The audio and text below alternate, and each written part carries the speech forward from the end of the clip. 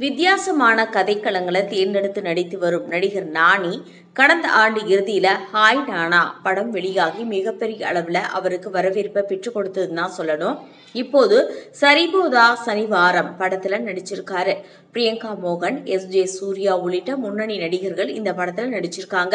இந்த படம் தமிழ், தெலுங்கு உள்ளிட்ட மொழிகள்ல பான் இந்தியா படமா வரும். இந்த படம் தமிழ், தெலுங்கு உள்ளிட்ட மொழிகள்ல பான் இந்தியா படமாக வரும் ஆகஸ்ட் 29 தியேட்டர்ல ரிலீஸ் ஆக போகுது.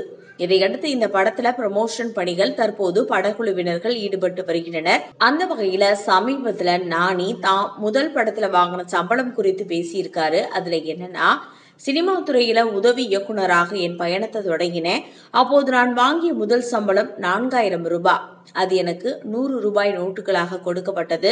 அதை நான் என் பாக்கெட்டில் வைத்து வீட்டிற்கு பைக்கில் சென்றேன். அப்போது நான் ஹைதராபாத்ல பாதியை வாங்கும் அளவுக்கு பணக்காரனாக உணர்ந்தேன். அதுக்கப்புறமா நான் நிறைய சம்பாதிச்சாலும் அந்த 4000 ரூபாய் வாங்கினப்ப இருந்த மகிழ்ச்சி எந்த பணமும் ஈடாகாது என்று நெகிழ்ச்சியாக நானி பேசியிருக்கார்.